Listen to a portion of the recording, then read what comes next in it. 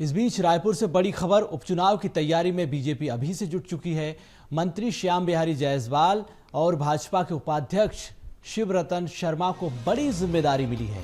भाजपा ने उपचुनाव का प्रभारी नियुक्त किया है। साल के अंत में उपचुनाव हो सकते हैं, तो बड़ी खबर ये कि उपचुनाव की जमावट बीजेपी अभी से कर रही है। संगठन में कसावट लाने के लिए प्रभारी नियुक्त कर दिया गया। साल के अंत में उपचुनाव की पूरी संभावना है कि उपचुनाव हो सकता है।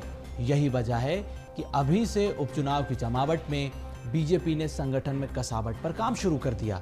मंत्री श्याम बिहारी जायसवाल, भाजपा के उपाध्यक्ष शिवरतन शर्मा को बड़ी जिम्मेदारी दी गई। अब ये अहम जिम्मेदारी निभाएंगे। उपचुनाव में कैसे चुनावी जमावट होगी, उसी के लिए इन्हें प्रभारी नियुक्त किया गया। तो साल के अंत में उपचुनाव का अंजाम क्या होगा, ये देखने वाली बात होगी।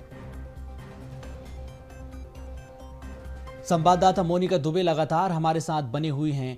मोनिका, उपचुनाव की जमावट में बीजेपी ने संगठन में कसावट लाने के लिए प्रभारी नियुक्त किए हैं। खबर तो ये भी कि साल के अंत तक उपचुनाव हो सकते हैं। जी बिल्कुल, देखिए जिस तरीके से एक और जहां नगरीय निकाय चुनाव को लेकर जो राजनीतिक पार्टियां हैं वह अपने तैयारियों में जुटी हुई हैं, वहीं बीजेपी की अगर बात कर ली जाए, चाहे बीजेपी की अगर खासतौर पर बात कर ली जाए तो उपचुनाव की तैयारी में लगातार सक्रिय मोड में नजर आ रही है। क्योंकि रायपुर दक्षिण विधानसभा जिस सीट पर उपचुनाव होना है, क्योंकि इसके जो विधायक रहे हैं बृजमोहन अग्रवाल, वो अब उस सीट से जो है, वो जो सीट से जो विधायक रहे हैं वो अब रायपुर के सांसद हो चुके हैं। यानी कि उनके सांसद बनते ही जो उनकी विधानसभा सीट है वह खाली हो चुकी है। उसके बाद लगातार जिस तरीके से कवायद लगाए जा रहे हैं कि आखिर भारतीय जनता पार्टी किसे उस सीट पर जो है चुनाव लड़वाती है, और इसके साथ ही साथ भारतीय जनता पार्टी में किस तरीके से जो पूरी चुनाव की तैयारियों को लेकर जो रूपरेखा बीजेपी ने बनाई है। तो कल जो देर शाम जो एक लिस्ट जारी हुई है जिसमें 2 प्रभारी नियुक्त किए गए हैं, जिसमें कैबिनेट मंत्री श्याम बिहारी जायसवाल और बीजेपी उपाध्यक्ष शिवरतन शर्मा, इन्हें बड़ी जिम्मेदारी भारतीय जनता पार्टी ने दी है, भरोसा जताया और प्रभारी उपचुनाव को लेकर नियुक्त किए हैं। लेकिन जिस तरीके से उपचुनाव को लेकर इन्हें प्रभारी नियुक्त किया गया है, बड़ी जिम्मेदारी दी गई है, तो अब इनका जो पूरा फोकस होगा वह रायपुर के जो विधानसभा दक्षिण विधानसभा सीट पर जो उपचुनाव होने हैं उस पर होने वाला है। एक मंत्री और उपाध्यक्ष को जो अहम जिम्मेदारी है वह दी गई है। तो उपचुनाव को लेकर जो तमाम जो निर्देश है, तमाम जो रूपरेखा है, तमाम जो कार्य योजना है, सारी जो चीजों की जो एक बिंदुवार जो एक रूपरेखा बनाकर इस पर काम किया जाएगा।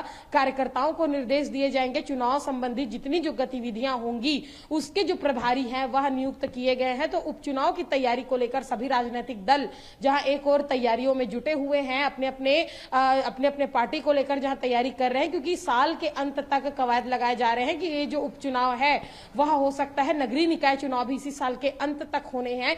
ऐसे में उपचुनाव को लेकर जो भारतीय जनता पार्टी है लगातार तैयारी कर रही है, लगातार इस पर जो काम है वह किए जा रहे हैं। कल मुख्यमंत्री विष्णुदेव साय ने भी इस पर जो बयान है वह दिए हैं और उन्होंने कहा कि बीजेपी जो है वह हर चुनाव को लेकर तैयार रहती है, चाहे पिछले चुनाव की बात कर ली जाए लोकसभा विधानसभा की, और चाहे आने वाले समय में नगरीय निकाय चुनाव और उपचुनाव की भी। क्योंकि उन्होंने ये भी जानकारी दी कि सांसद बन चुके हैं बृजमोहन अग्रवाल, ऐसे में उनकी सीट जो है पूरी तरीके से उनकी सीट जो है वह खाली हो चुकी है और अब उस सीट पर चुनाव होने हैं। तो इसी चुनाव के मद्देनजर प्रभारियों की जो नियुक्ति है वह की गई है और बीजेपी ने 2 प्रभारी जो है इस उपचुनाव को लेकर नियुक्त किए हैं। बेहद ही अहम और बड़ी जिम्मेदारी के साथ मंत्री श्याम बिहारी जायसवाल और बीजेपी उपाध्यक्ष शिवरतन शर्मा को बड़ी जिम्मेदारी जो है वह दी गई है। तो कुल मिलाकर जिस तरीके से देखा गया कि निश्चित तौर पर जो भारतीय जनता पार्टी है वह उपचुनाव को लेकर सक्रिय मोड में रहने के साथ साथ अब अपने प्रभारियों की नियुक्ति करने के बाद कहीं ना कहीं एक जो संकेत भी उन्होंने दिया है कि उपचुनाव को लेकर जो उनकी जो तैयारी है वह कितनी तेज है, प्रभारियों की नियुक्ति की जा चुकी है। वहीं अगर दूसरे पार्टी की बात कर ली जाए तो अभी तक वहां पर ऐसी किसी भी तरीके की नियुक्ति नहीं की गई है। कांग्रेस लगातार सर्वे बिल्कुल मोनिका, तो बीजेपी कुल मिलाकर ऑल टाइम इलेक्शन मोड में रहती है।